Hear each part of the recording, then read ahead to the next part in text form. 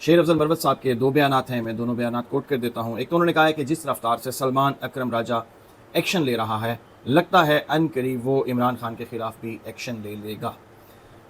इसके अलावा जो दूसरा बयान है वो भी मैं आपको पढ़ के साथ में सुनाता हूँ। PTI के सोशल मीडिया को कंट्रोल करने के लिए 40 अरब में चीनी कंपनी को फायरवॉल का ठेका दिया गया, मगर फायरवॉल का मकसद पूरा नहीं हुआ।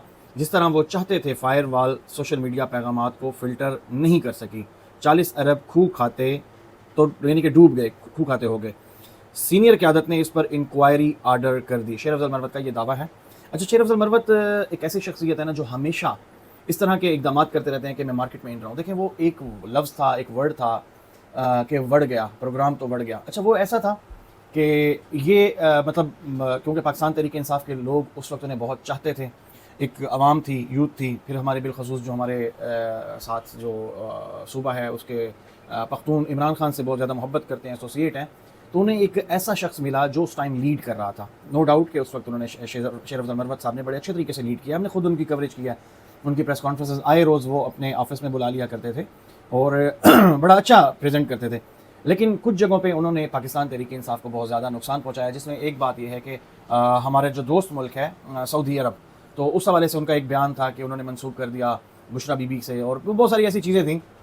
उसके बाद ये है कि वो बहुत से जो पार्टी की लीडरान थे, लीडरशिप थी, उनके साथ खामखा का पंगा होता था।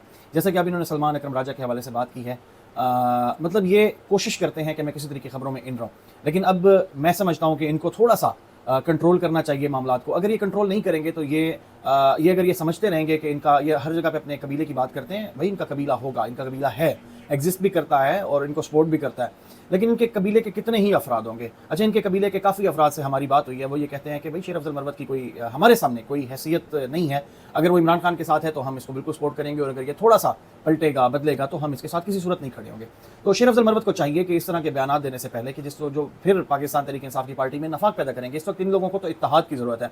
तो अगर इस तरह की हरकत करके ये कोशिश करेंगे कि मैं फिर खबरों में इन हूँ, तो ये किसी सूरत नहीं रहेंगे। हाँ, ये एस्टैब्लिशमेंट को खुश कर सकते हैं, ये पाकिस्तान मुस्लिम लीग नून को खुश कर सकते हैं, या ये ऐसी ताकतों को जो इमरान खान के खिलाफ हैं उनको खुश ज़रूर कर सकते हैं, लेकिन ऐसी बात नहीं है, ऐसा मुमकिन नहीं है कि ये पाकिस्तान तहरीक इंसाफ को कोई फ़ायदा पहुँचाएंगे।